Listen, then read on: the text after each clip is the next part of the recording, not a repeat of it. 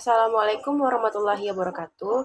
Perkenalkan, kami dari kelompok 5 yang beranggotakan Salsabila Putri BP 20110049 dan Cynthia Aviani BP 20110051 akan mempresentasikan hasil diskusi kami yang berjudul Metodologi SDLC. Yang pertama, saya akan menjelaskan tentang pengertian metode SDLC. Metode SDLC atau Software Development Life Cycle adalah proses pembuatan dan pengubahan sistem serta model dan metodologi yang digunakan untuk mengembangkan sistem rekayasa. Selanjutnya, ada 4 metode SDLC dalam pengembangan software. Yang pertama, ada waterfall, yaitu metode kerja yang menekankan fase-fase yang berurutan dan sistematis. Metode waterfall ini harus dilakukan secara berurutan sesuai dengan tahap yang ada. Berikut adalah tahap-tahap pengembangan dalam metode waterfall. Yang pertama, requirement gathering and analysis, yaitu mengumpulkan kebutuhan secara lengkap untuk dianalisis dan mendefinisikan kebutuhan apa saja yang harus dicapai oleh program. Informasi dapat diperoleh melalui wawancara, diskusi, atau survei. Yang kedua ada design, melakukan perancangan desain perangkat lunak sebagai perkiraan sebelum dibuatnya kode. Desain sistem dapat dibuat menggunakan flowchart, mind map, dan entity relationship diagram. Yang ketiga ada implementasi. Implementasi ini adalah tahap di mana seluruh desain yang sebelumnya sudah dibuat ubah menjadi kode-kode program. Kode yang dihasilkan masih berbentuk modul-modul yang harus digabungkan di tahap selanjutnya. Yang keempat ada integration and testing. Di tahap ini dilakukan penggabungan modul-modul yang sudah dibuat sebelumnya dan melakukan pengujian untuk mengetahui apakah perangkat lunak yang dibuat telah sesuai dengan desain dan fungsinya atau tidak.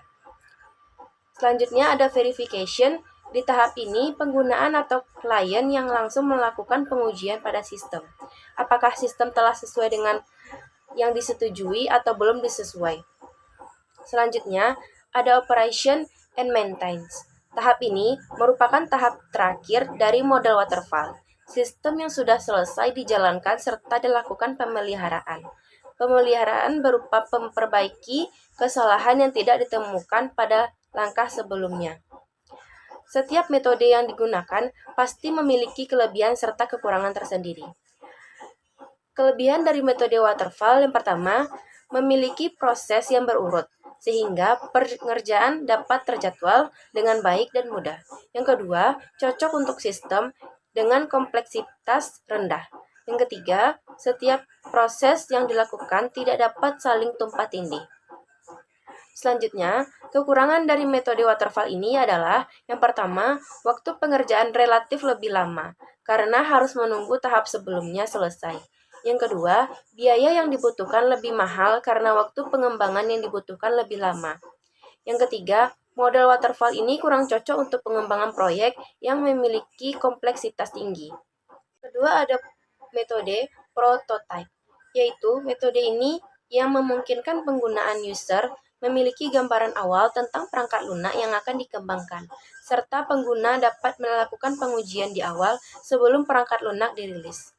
Metode ini bertujuan untuk mengembangkan model menjadi perangkat lunak yang final. Artinya, sistem akan dikembangkan lebih cepat dan biaya yang dikeluarkan lebih rendah. Metode prototype ini memiliki tahap-tahap yang harus dilakukan dalam pengembangan perangkat lunak. Berikut adalah tahap-tahap pengembangan perangkat lunak menggunakan metode prototype. Yang pertama ada analisa kebutuhan, yaitu pada tahap ini pengembang melakukan identifikasi perangkat lunak dan semua kebutuhan sistem yang akan dibuat. Yang kedua, membuat prototype, membuat rancangan sementara yang berfokus pada alur program kepada pengguna. Yang ketiga, ada evaluasi prototype. Evaluasi berikut dilakukan untuk mengetahui apakah model prototype sudah sesuai dengan harapan. Selanjutnya, mengkodekan sistem, yaitu jika prototipe disetujui, maka akan diterjemahkan ke dalam bahasa pemrograman yang sesuai. Selanjutnya, pengujian sistem, yaitu setelah perangkat lunak sudah siap, perangkat lunak harus melewati pengujian. Pengujian ini biasanya dilakukan dengan white box testing, black box testing, dan lainnya. Selanjutnya ada evaluasi sistem. Penggunaan melakukan evaluasi apakah perangkat lunak sudah sesuai dengan apa yang diharapkan atau tidak. Jika iya, dilakukan tahap selanjutnya. Jika tidak, diulangi tahap mengkode sistem dan pengujian sistem. Yang terakhir ada menggunakan sistem. Perangkat lunak yang telah diuji dan disetujui untuk digunakan sebagai suatu metode yang sering digunakan. Metode prototipe pasti memiliki kelebihan dan kekurangan. Berikut adalah kelebihan dari metode prototipe. Yang pertama, mempersingkat waktu pengembangan perangkat lunak. Yang kedua, penerapan fitur menjadi lebih mudah karena pengembang mengetahui apa yang diharapkan. Selanjutnya ada kekurangan dari metode prototipe. Yang pertama, proses yang dilakukan untuk analisis dan pengerjaan perancangan terlalu singkat. Yang kedua, kurang fleksibel jika terjadi perubahan. Selanjutnya akan dijelaskan oleh Salsabila Putri. Selanjutnya ada metode Agile, adalah metode yang fleksibel di mana pengembangan dilakukan dalam jangka pendek. Ada beberapa tujuan dari Agile. Yang pertama adalah high value and working system, menghasilkan produk dengan kualitas yang baik dan memiliki nilai jual yang tinggi. Yang kedua ada iteratif, incremental, dan evolutionary. Pengembangan dapat dilakukan secara iteratif, berulang-ulang, dan dapat mengalami perubahan jika diperlukan. Yang ketiga ada cost control and value-driven development.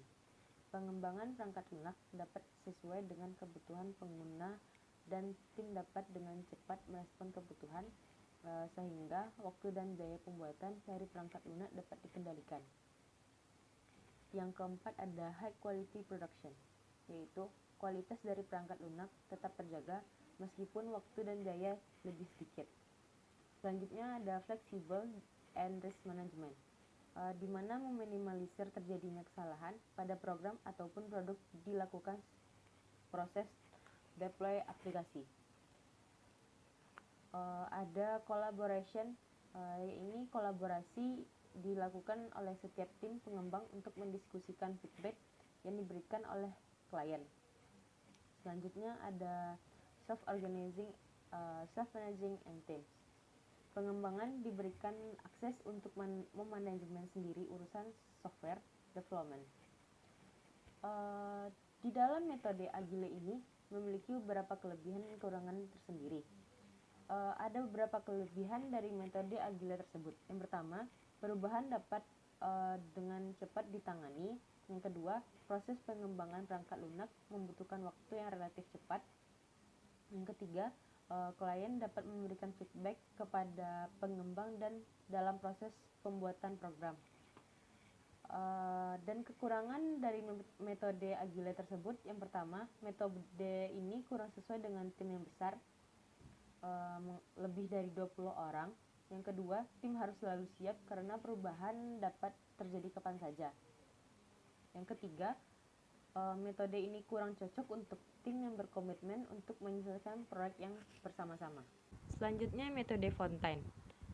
Metode Fontaine adalah perbaikan dari metode waterfall, di mana jenis tahapan masih sama, namun beberapa jenis tahapan boleh didahulukan atau dilewati, tetapi ada tahapan yang tidak bisa dilewati. Contohnya, seperti kamu memerlukan desain sebelum melakukan implementasi.